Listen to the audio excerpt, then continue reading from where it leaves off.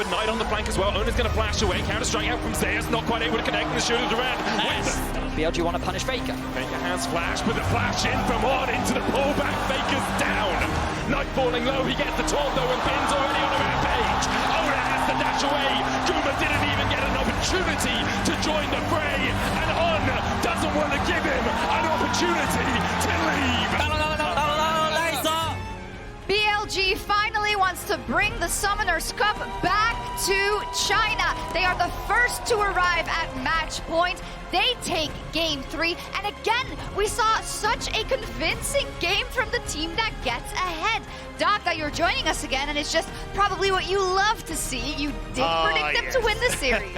I think it's just sick to see how both these teams, though, are stepping up massively when it comes to getting these early leads and snowballing out of control. Game 2, it was all those topside fights that ended up burning out for T1. Then we get into game 3, and it's the top side that's winning out for BLG, on opening up on these roams to the mid lane, punishing FLICKR. It was sick to see BLG get that early control. It's also, with every passing minute and passing game in this series, so funny to see both teams be like, what do we do when we're behind? Because so much of their problem solving is rooted in just going in phase first. But you see, with the goal deficits that are being created in these mid-games consistently, you don't have that opportunity, and neither team then has really been able to set up the cross maps to try and stay relevant in the game. And that's where, of course, I have to press you a little bit, Maurits, as the aficionado from the LCK. Isn't T1 the team that always knows how to come back in games? Isn't T1 the team that when we were watching them versus Gen G in that first game and they were behind, we said the Baron is about to come? I've seen none of that today. At Worlds, yes, but what we're now slowly seeing, particularly with... We are at Worlds, we're in the final! I know, hear me out, but for the entirety of Summoner, even going back to Spring, there were a lot more moments like this, and I think, unfortunately, particularly with the performance of FLICKR, we saw how insanely well, not only did Knight play that matchup, but the real issue was that everything that happened from there on out was because of how that early mid lane prio tilted the map, and again, if you get behind in these series, neither team seems to be able to deal with that it. That flag is getting closer and closer to you. All right, I really like this, okay, because as Maurits set up, it's Knight on the wraparound. T1 had actually done a really good job of flagging this as the potential mark for Kindred, right? So they knew they were going to contest it. Knight was able to come over from his prio. It was a really great wraparound. They were super well aware.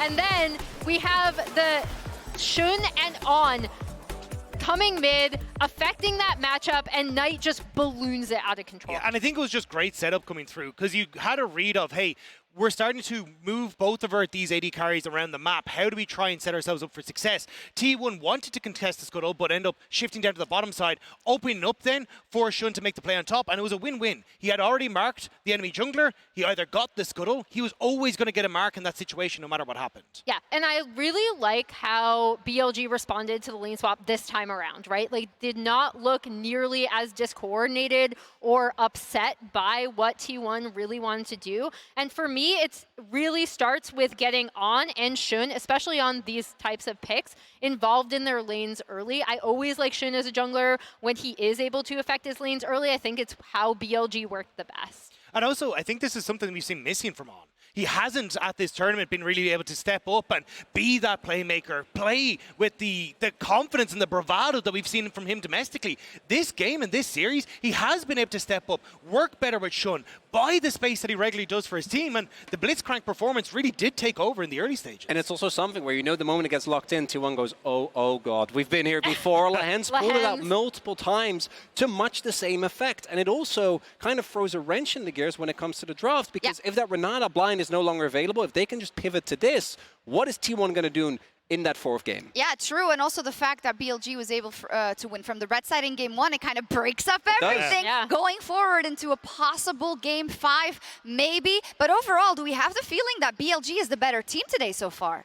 I think personally they've been stepping up a huge amount when it comes to good draft in game number 1. I think their early game has been significantly more explosive, but I still look at the game 2 adaptation, and I think that's really where we got to see T1 shine. So, and I'm still curious as to what happens when you do get Keria with that counter pick. So I'm not, you know, pushing the boat out too much. I still think T1 have a lot left in them. I think the coolest thing, Rob, because I know you wanted to take a look at this, was how they've also been playing really well with grubs and being able to push onto turrets, right? Yeah, and I wanted to set up a telestrator to kind of show that. So one of the big things as we start to move in towards this, I want to highlight, is just the fact that you've already got this big push coming through on the top side of the map that is set up where you look at where the Jax is on the map, he can't really contest in on the push. You're now getting this Rift Herald for yourself as well. And as we start to play out the clip, look at what BLG do off of reset. They have 5 grubs, so when a push comes to shove and they're trying to trade on the map, they will be significantly quicker. And traditionally, you'd actually see the rumble opening up to move up in towards this top side of the map. But that's not what we're actually getting here. Instead, they end up just cancelling out on this top side. They all open up on this bottom half of the map. And it means that then they're in a position as they go through to move and shift all of these members down and just play off of a singular lane where they can use the fact they have those grubs. They push T1 back.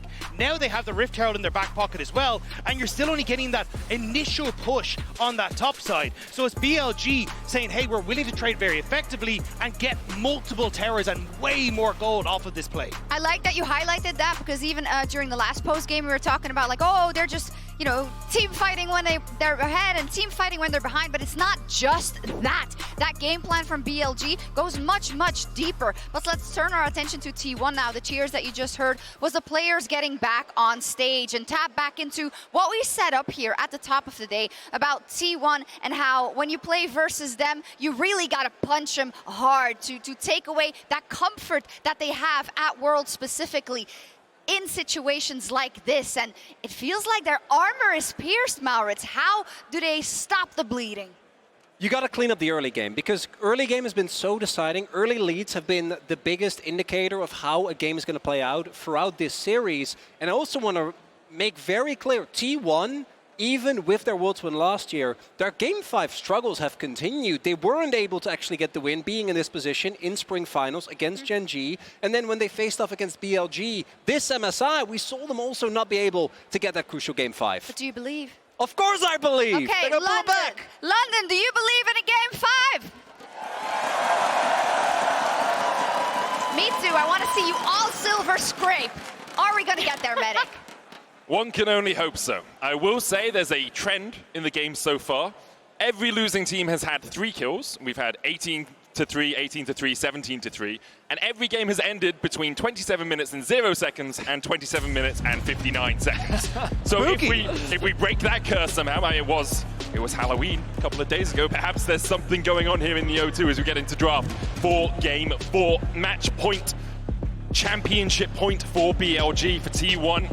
An opportunity to prove once again that they deserve that shot at the title in Game 5.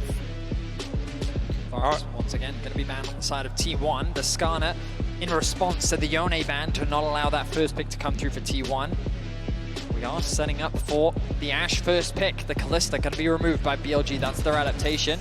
And there's likely going to be the Ashe lock-in for T1. I mean, you imagine the Renata, again, rises in priority once more, and the Ashe Renata is the direction that T1 will head towards. Ooh. Oh, okay. The Insta-Gnar lock-in here, blind here for BLG, of course, with the Jax ban. And into the Ziggs combo, nice. All right, they have their AP damage secured from the bottom side. They have the safety of Ziggs playing back, and maybe they go for lane swaps, try and get away from it. Then you can get extra turret play money with the Ziggs. Look to blow up towers as the game goes on. Looks like T1 is just going to go towards the tried and true. Renata, Keria has been so solid on it across the course of 2024. They'll lock it in once again, and now perhaps look to the top lane, give Zeus something good into the Gnar, but Gnar just such a safe blind pick that really, I'm pretty sure Bin will be happy with any of those matchups. They may also look to lock in jungle now. Maybe they want to grab the Vi for themselves. Even though it didn't work out last time, Oner's still an exceptional Vi player. Gives you that lockdown. Also just, it synergizes really nicely with the Ashe. Instead, they're going to pick the Sylas. Makes sense. Ziggs, Gnar, both great ultimates to steal. BLG likely going to look towards their mid here. Makes sense, get the Smolder in the night. You hear their reactions from the crowds on that one not too. the most like champion in the world, It's a controversial champion. Yes, does have to scale a lot and stack up dragon stacks. But we've also seen the lane phase against a lot of these melee matchups be pretty oppressive in itself. So let's take a look as the bans come through. Definitely target jungle. The Vi you mentioned, take it away from Oner. And then on T1's side, what supports are they worried about? On's probably just going to go with one of those engagers, you know, Rel type champions. They're still scared of the Blitzcrank after last game. Some flashbacks there. I mean, it makes sense. FLICKR particularly didn't like the flash knockup punch. Time. FLICKR getting caught a few times in that game. The Nocturne. I mean, the adaptations coming through from BLG, denying what made T1 successful in game 2. I mean, really, not much of I mean, now that the Nocturne's gone, T1 could still go for the Ornn once more, but the blind pick Gnar kind of deters that again. And BLG's draft approach, I think, has been very smart. They know the tendencies that T1 like to go towards. The Xin Zhao going to be taken away from Jun. So the jungle pool now very pinched, but the Sejuani still available. A reliable frontline engage. And that's going to be locked in. And a pretty good denial pick. Don't want Oner providing that synergy to his solo laners, with the Sylas also already locked in on the side of T1 to complement it. Yeah, especially since you already have that melee, as you say. We'll see where T1 decide to go next. So, we were talking about the Camille from Bin's perspective. True. As a counter to Gnar. Zeus also played it against Bin many times, but he's not going to play it today. Back to the Rumble here, and we get the Rumble plus the team fighting combination here, quite possibly with the Wukong. I mean, Zeus' Rumble is definitely a terrifying pick. He's so comfortable on the champion and into the Gnar. I think in the early laning phase, Rumble can still be very oppressive. Later on, it gets a little bit safer for the Gnar. Looks like it's going to be Poppy, though, for Oner instead. Signature pick for Oner, one that he's incredibly comfortable on. Yeah, and kind of preemptively into what you expect to be an on Rakan. Yeah, I think that's a really good answer, for sure.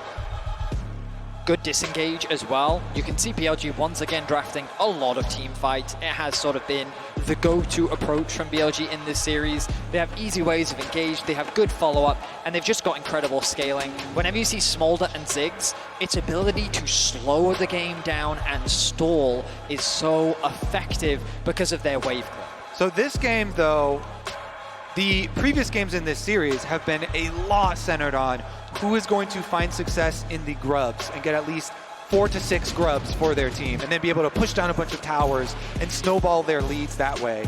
In this setup in Champ Select, I would definitely prefer to be the T1 side, at least for grub fights. So maybe this game will put to the test, you know, is our BLG going to be able to outscale that later with some Smolder value? I definitely think T1 have gotten themselves a lot of what fits into their style. Pick comps have been very successful so far at this World Championship. Their ability to catch someone off on a side lane and convert that into something greater was something we also saw with the Ornn Nocturne composition that they drafted earlier in this series. And so Gumayusi's arrows are going to be crucial, and FLICKR's stealing of things like the Sejuani ultimate and the Gnar ultimate are going to be important to setting up those plays for T1. I really want to see the T1 bottom lane. How much value do they get out of the Ashe plus Kalista? Such a strong combination for them. Renata. As you said, excuse me, Renata. But yeah, I mean, backs against the wall now for T1. Our reigning world champions find themselves needing to win 2 games to get themselves a 5th title. And we talked a lot about the weight of expectation, the weight of the crown sitting on T1's head, but in this moment that is realized even more than ever. FLICKR actually going out without buying items. He's going to recall, he'll buy himself some items, now has a Dorman's ring and a health potion, but even the infallible make mistakes here on the grandest stage of them all, the grandest stage in esports. FLICKR fumbles at the start, obviously. Just a small mistake, just a small misstep, but that is all that can define a whole series like this. BLG just 1 win away from that World Championship. For the LPL to return to being the best team in the world, or having the best team in the world for the first time in 3 years, to take that title away from the defending world champions. For T1, it all rests on this game. The BLG, they will have another opportunity if they end up losing. T1 poke their noses in, but it doesn't look like anyone is going to get too much out of this level 1. The tiny bit of ward experience is currently still in the game on this Worlds patch. Not taken out quite yet as on live, and so that will remain for FLICKR there. As T1 go for their invade, get their ward down, and Bin will just be forced to watch on. And for the first time this series, we'll see the split map. Bin is hovering around. I wonder if he's trying for a... Nah, okay, no steal for him. The ward in the brush as well will spot out if Bin tries to do anything cheeky. But we haven't seen this split map swap so far. Both top laners throughout the series have been doing what you see Zeus doing now, trying to leech what experience they can. But Zeus is very much isolated from the rest of his team. I'm kind of surprised that we don't see him hovering around the mid lane, sharing experience with FLICKR, getting ready for the potential dive. Because the thing is, Jun is going to be trapped on the bottom side of the map, which means that Zeus is very susceptible to an incoming dive. And with Bin on the way, T1 have to be ready to stop this from panning out for BLG. Yep, they're going to bring all 4 here. Bin helping Shun accelerate his jungle clear while they build up the rest of that wave and head on over. Now Keria, level 2, gone back to base, making a beeline towards the bottom lane, has to get there as quickly as possible. Oner hovering around the top side, ready for a potential TP in from Bin, but he's sticking towards the bot side of the map for now, ready for the oncoming dive. And the risk for Keria is him trying to get back into this lane. He may just be cut off by Shun and Bin. He'll be seen on that ward about now. Zeus gets the level 2 underneath the tower, flashes away from the grand entrance, but the damage continues to rain down from Bin. Shun tanking the tower. Zeus gets a bailout. Keria keeps him alive for the moment. That bailout will run out though, and BLG can look for a redive if they so decide to. Zeus taken down. Bin flashes away on tanking the tower, and BLG will escape with a kill and their lives. Nice, just the tip of the W there from Shun, able to get it. They're able to finish it off. Elk here cashes in once again. So many games we've had Elk getting first blood. He'll be rich on the Ziggs again. I mean, in terms of XP, Bin hasn't really been able to catch much. He's not even going to TP to the top wave. He's just going to run towards it. Ultimately, though, BLG secure themselves the kill. But I'm not sure I would say that it was a huge advantage gained, as Zeus TPs back into the bot side, is able to catch a lot of the remaining wave, and the gold still remains even. The big thing affecting these lane swaps, though, is that Ziggs also takes teleport here. So not only did Elk get the first blood money there with the cash-in, but then teleports right back down to the bottom lane.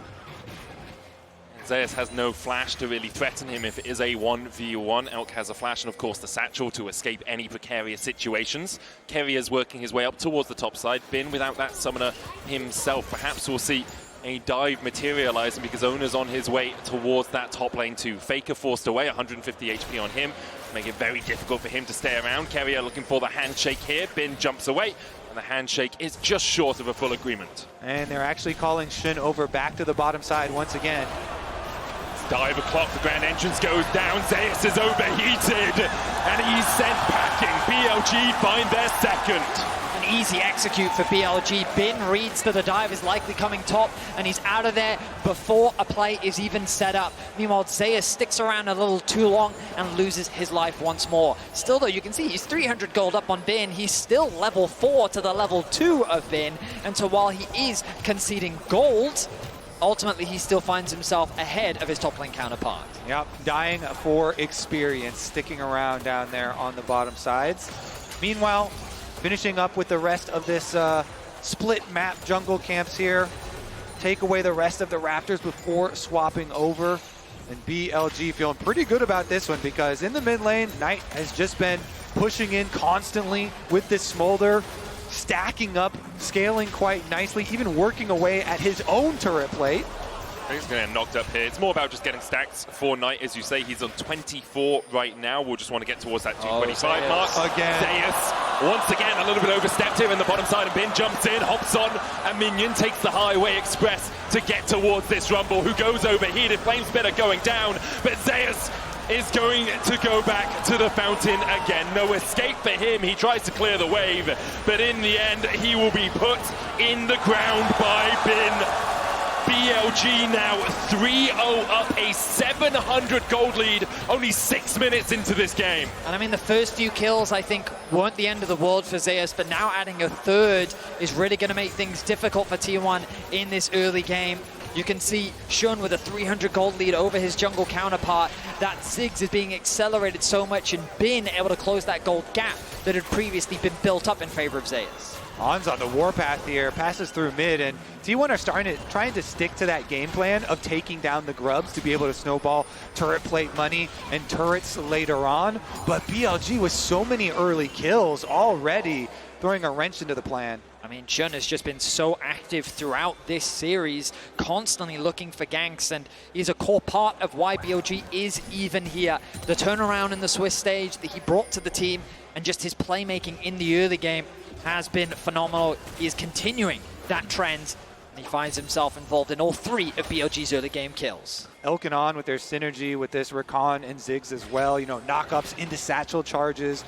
So far, nicely executed from their side.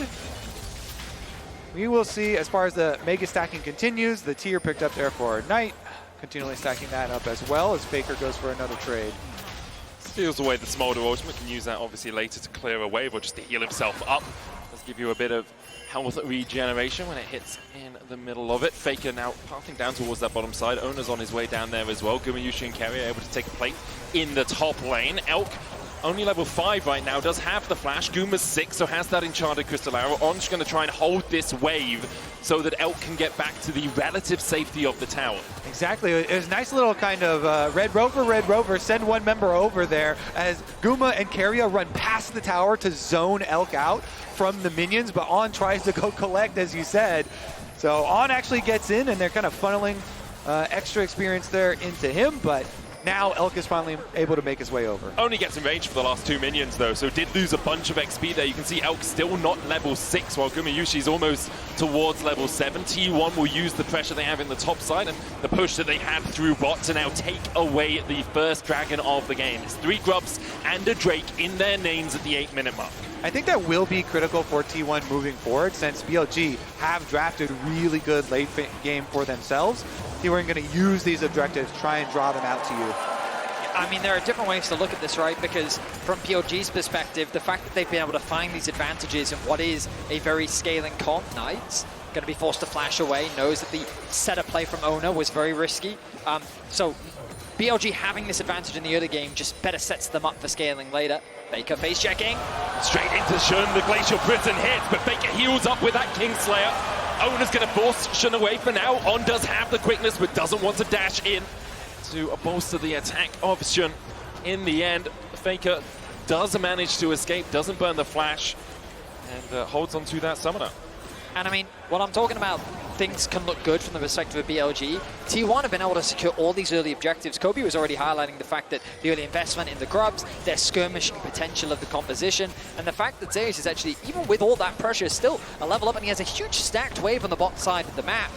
He's very comfortable in terms of gold, so I think that T1 definitely still have avenues, even though things aren't looking great for them in the early game. Yeah, in the 1 versus 1 down there.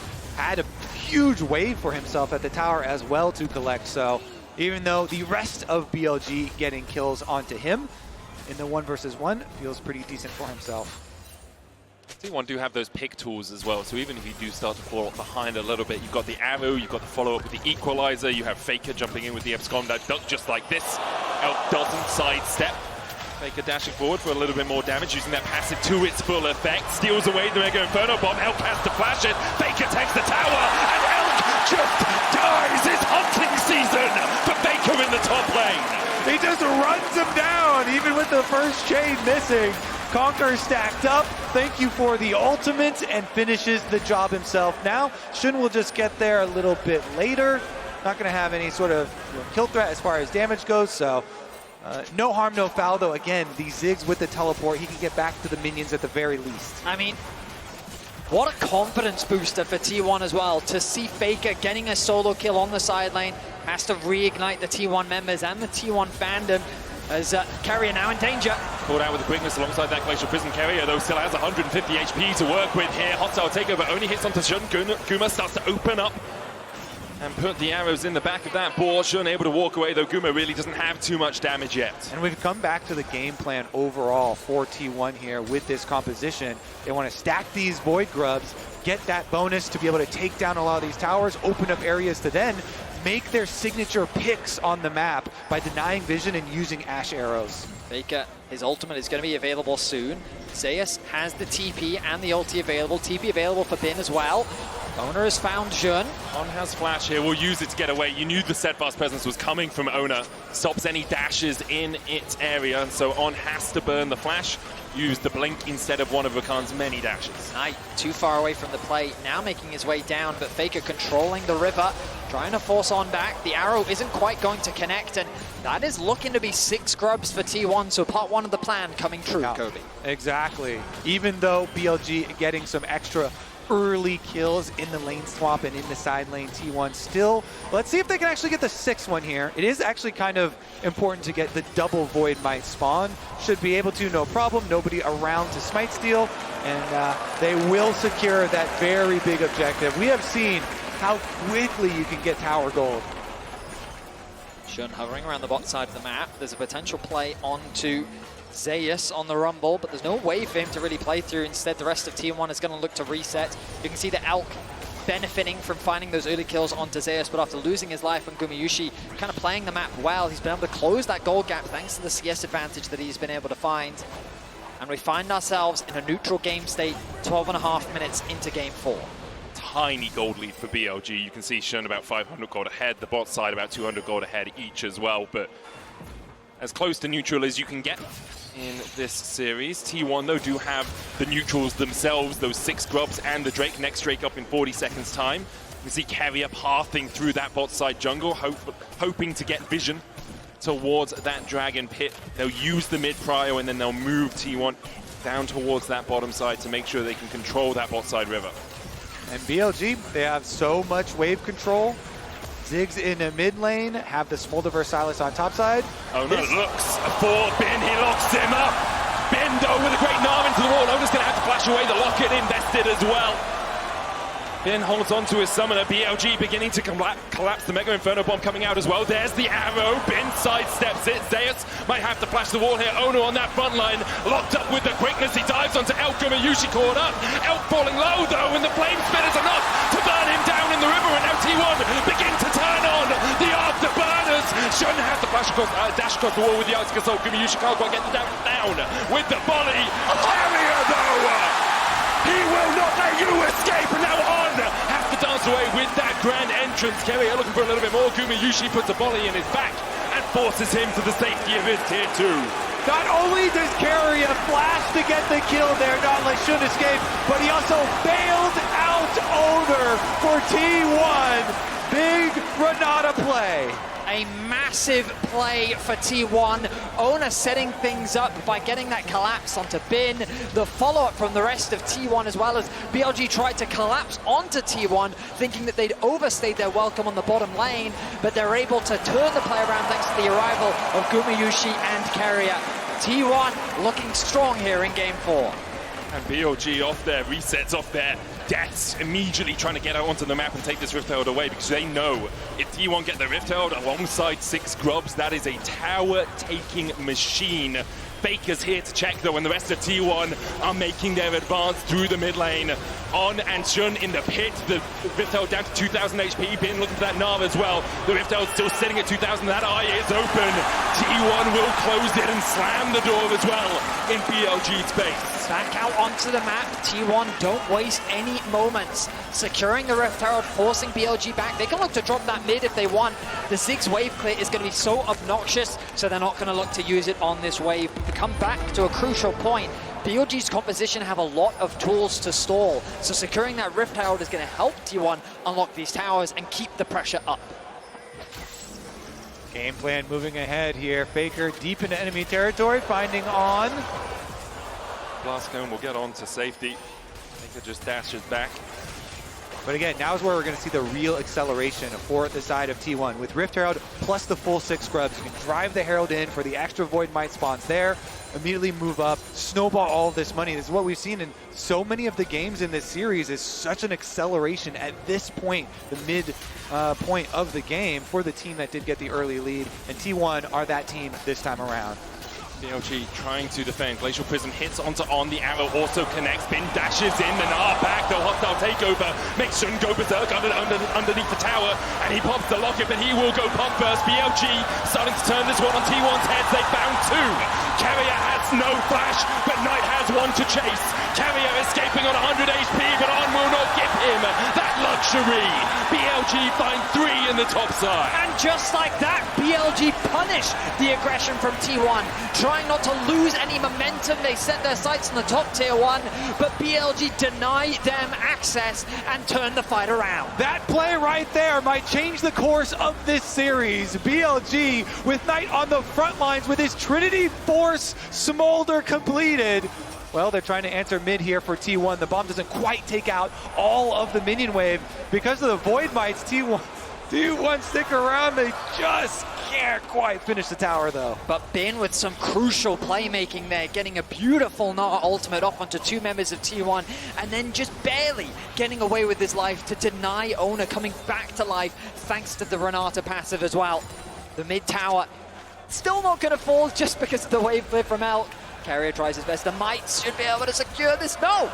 Knight going to deny that once more. BLG fighting that tower's life. But here we are. Let's look back at the replay. All right, so it starts out, they use both FLICKR's ulti as well as the Ashe arrow. And as you say, Bin, just as he goes in, gets the knock back on 2 of them there, Keria and Oner. And so they get the first kill. Knight then arrives on the Smolder, flashing forward to chase them down with his freshly completed Trinity Force. And BLG, I mean, we have seen Smolder scale into terrifying areas for a long time in the last few patches, actually. So we'll see if we can put this to the test here. Keria knows that one is going to be rough. It's a tense situation. The gold finds itself even once more. We'll check out the itemization once we get back. But 2 dragons in the favor of T1. 6 scrubs to the name. 3rd dragon of the game going to be spawning soon. And ultimately it becomes a question of how strong will this Smolder get? Can T1 accelerate the game quickly enough before Knight becomes a serious problem? Or can BLG stall the game long enough to get to a point where T1 will run out of options? Might already be a serious problem as we'll see him continue to scale. I mean, when you accelerate at the beginning, then you get to even stack much quicker. And so we'll start to see the execute and the burn really come in. Only 60 stacks short of that 225 mark. Alongside that, BLG helped by the fact it's a chem soul this game. Obviously, you don't want to give the enemy team a soul, but when they've stacked 2 Drakes, giving them a chem soul to let yourself scale isn't as impactful as if it were an Inferno, if it were a Hextech. So T1 will be licking their wounds a little bit at that twist of fate. Gumayusi caught with the Mega Inferno Bomb. The wave cleared out in mid as well by Elk. T1 will use the time they have to pressure in towards this blue side jungle. Drake up in 10 seconds. It doesn't look like BLG really want to fight it. Not necessary for them to do so. Of course, just number 3 here for T1. I think the correct call is we keep on scaling. We got to get our Smolder to the break point that you just talked about. And so they're going to push hard on the other side of the map. Definitely the correct choice here with the scaling that they have available to them. Take away a little bit of the jungle as well while they're at it, but T1, they press ahead. It's a tense affair. I mean, Medic, you called it earlier. The losing team in every game, 3 kills was the maximum. Well, T1's at 3. 1 more, and we've got a tense game on our hands.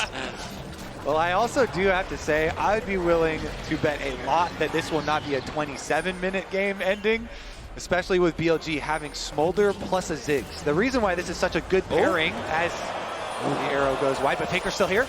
Take a look for that flank. We'll seal away the quickness from On. Gets the charm, flashes in, finds 2. Equalizer on the back line as well. As FLICKR is knocked off this earth. He finds the engage. He finds everything T1 were looking for. Exceptional play from T1. You think that the play falls short because the arrow doesn't connect, but FLICKR will find a way. And then with the the 6 scrubs with the Rift Trail. They immediately take the tower afterwards. And guess what? They're turning straight towards the barrel. Zeus on, it's just ticking away to the flame spitter damage. Zeus tries to turn it around, and in the end, BLG unable to hold on to their tier 2. Bin's coming across from the side as well. He TP'd in. T1 have started the Baron, and you have to feel it all hinges on this. On a knife's edge between T1 and BLG. Will BLG look to try and take the fight? Jun has Flash and Smite. Elk now joins the battle, teleports in. Bin looks for Keria, lands the slow with the boomerang. Knight TP'd in as well. BLG are going all guns blazing into the battle here as T1 are hailing the retreat. On dashing forward, he's only at 300 HP. FLICKR eats the bomb and is taken out low. Mega Inferno Bomb going in. Zeus will sacrifice himself for the good of his team to make sure the rest of T1 are able to escape with this Baron. The quick play from T1, the teleport ends up not mattering here from BLG as they only got the 1 kill in the aftermath. T1 just got so much out of this. FLICKR on the flank, even with the arrow going wide. He makes the play, and T1 finds so much. I mean, the arrow comes through, it does not connect, but on the right-hand side is FLICKR. He interrupts the knock-up, and then he connects the 2-man charm into then the knock-up come through from Oner. The wombo combo is exceptional, and T1 finds some much-needed kills onto the crew. 2 crucial carries of BLG. Yeah, FLICKR laid the way for the Renata ultimate there, catching them up. And then Zeus, who had been 2v1ing earlier, goes for the sacrifice here to allow all the other Baron buffs on T1 to remain alive. Yeah, we've seen so much Bin rumble. I thought it was Bin making the flash, but it was Zeus, and he did have to sacrifice his life up towards the top side of the map. T1, though, immediately back out on the map, and look, they're doing what they did in Game 2, spreading themselves across the map, pushing in top, pushing in mids. And Kobe, you said quite confidently that this game isn't going to end in 27 minutes, but the arrow connects. Once again onto Elk, he had the flash, he decides to use it afterwards. Oner couldn't quite get in range to engage any further. FLICKR's taken out the tier 2 in the top lane. Shun goes in with the Glacial Prism on there with the follow-up. Keria, though, an incredible hostile takeover put on in his place. Oner taking the tower. Glacial Prism stolen away by FLICKR as he dives onto the back line. Who else but FLICKR again? In the end, he falls, but Guma is making Shun look like a pincushion. Knife forced to flash away. Elk trying to put the damage down as well. He won't land it on Keria. The fancy feeder out in force as T1 begin to push up bot side. Yeah, T1 are taking another tower with the 6 Void Grubs as well as the Rift Trail. They keep on forcing these Vedias even when BLG try and construct their counter. T1 rebuff it. The Renata is just too much defense.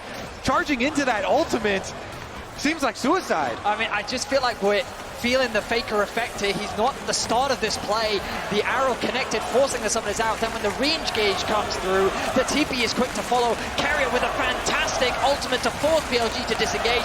And then when FLICKR arrives, he does not hesitate to dive past the tower and set up the play for him and Gumayusi to tear BLG apart.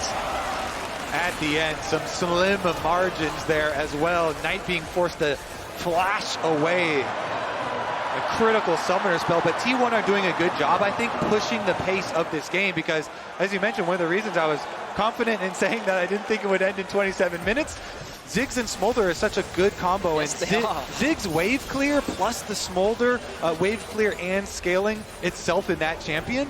But because T1 got those 6 Void Grubs that we have been so probably too hyper-focused on, the pushing power that they have shown and really accelerating this game and being able to get their Dragon Soul as well in a very timely manner means we are still on course for that T1 game plan. And credit to Zeus. 0-3 during the laning phase has bounced back phenomenally. Been landing some very important Rumble ultimates, and he's going to be important in the upcoming sieges. That tool is great for zoning away the for zoning away the Smolder and the Ziggs from providing that wave clear and protecting their towers. That's so vital. They managed to put that damage down on tonight to keep him away from the battle because he has hit that 225 mark, now sitting at 230 stacks. That doomsday clock has ticked over to midnight for T1. They are still in the lead. Chemsol, 4,000 gold ahead. 6 grubs, Baron up in a minute 30 as well. FLICKR has been on fine form, finding people with the quickness, with those engagers. but BLG can still hold on to the fact they have this wave clear. They also are on championship points, so even if they lose this game, they have another to battle back against T1. Oner forced away with the satchel, but doesn't really take too much damage. The Mega Inferno Bomb only clipping onto Keria as well. Say the next like 4-ish minutes of this game will be so critical because, you know, Smolder working towards the rapid fire, that's when you really start to get scared, when you have the poke of the rapid fire Smolder plus the Ziggs. T1, they've got a nice little window here though with a very, very sizable advantage with Dragon Soul plus Baron coming up, which they can try and use to bait BLG out and look for their engages. So many snap engage angles. FLICKR with a stolen Rakan ultimate at the moment. Looking for Shun. Glacial present, FLICKR dodges. He knew something was up. His spider sense was tingling. Good check there, good reactions from him. Pops the Scryers as well, and T1 can come in to take away all that safety. Oner manages to get the knock up into the wall. Steadfast Presence already been used, though. On will have a second dance away. Hostile takeover coming out. Shun cleansed away by that Mikhail's out of On. In the end, it's just an investment of ultimates from T1. Mikhail's used. Keria, flash handshake, pulls back Elk. FLICKR trying to get with the quickness onto the backline. Gumayusi unable to open up quite yet. Bin doing the damage onto Oner as well, but already Elk is down to 300 HP. On the top side, Shun is down. The equalizer out from Zeus will save Oner's life and force BLG away. It becomes a question of can the Baron be secured, and with Shun down, I believe that the answer is yes. There is no smite available. Elk, crucially, still has his ultimate up, but with that, FLICKR secures his 500th kill at the World Championship.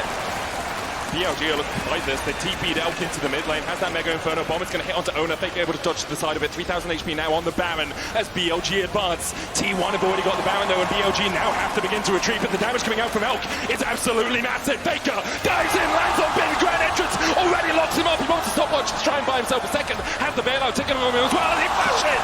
FLICKR survives somehow. T1 get out with the Baron buff, and BLG are unable to find purchase on the game. FLICKR plays a dangerous game. They're so close to the execution, but he's able to immune it, flashes out, and escapes with his life. My goodness, FLICKR has turned it up to 11 in this game 4. He knows the stakes that are in this game, and he does not want to give up the title that easily. It's likely that we're going to game 5. T1 still have to close this one out. The arrow connects. Not quite. Shun flashes away to safety. BLG really got to just keep focusing on their defense here. They do have flashes on both Knight and Elk. So as long as they don't let anyone get caught and give up some critical summoner spells here early on, if they focus on their wave clear and defense at towers, then T1 really are going to have to make use of this 2 minutes of Baron buff to crack inside and get to those inhibs. T1 need to get someone in the mid lane. They're going to send FLICKR over. Rumble is actually going to stay top to catch that wave, has the TP available. T1 being spread quite thin. Normally they prefer to play that 4-1 setup, but Bin doing a good job of pushing that top wave in deep. Now he can regroup, buy a little bit more time for BLG. Again, the wave clear looking to be strong here from the side of BLG. Knight's chipping away. Not doing a huge amount of damage to Oner, but for now, all they need to do is stall. They're doing exactly that. 90 seconds before the Elder Dragon comes to bear. BLG yet to pick up a Drake in this game, but if they get the Elder, their fortunes may change. They are just trying to defend right now. T1 have been unable to break the base, break that inhibitor line with this Red Bull Baron power play. A minute left on it, but it looks like T1 are going to just look for the resets here, get back out onto the map, get that vision control down once again, and then try and pull BLG into a fight at Elder, because they've got to. You can't just give the Elder away to T1. You have to make your final stand there if you are BLG, and if you win that fight, you might just win Worlds, you might just win the championship. That's how much of a game decider Elder Dragon can be. I mean, Kobe already talked about the animation. BLG is strong enough to fight.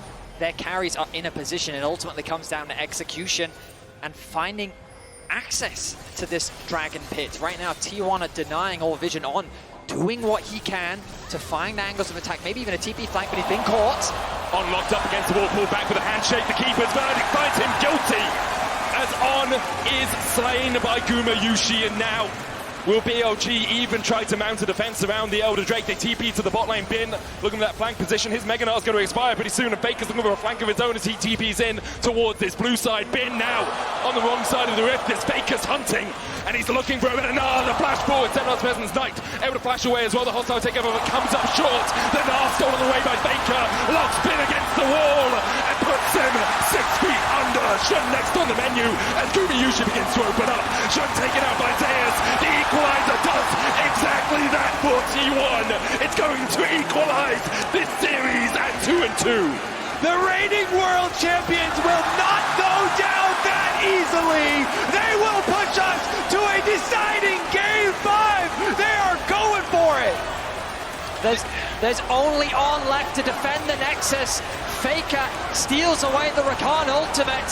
The defense is not strong enough, and T1 will bring us to game 5.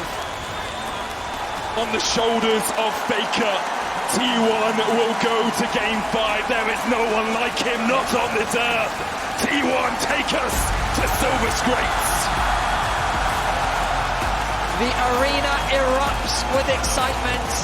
What looked like a terrible start for T1 turned miraculously after some incredible plays from that man in the mid lane.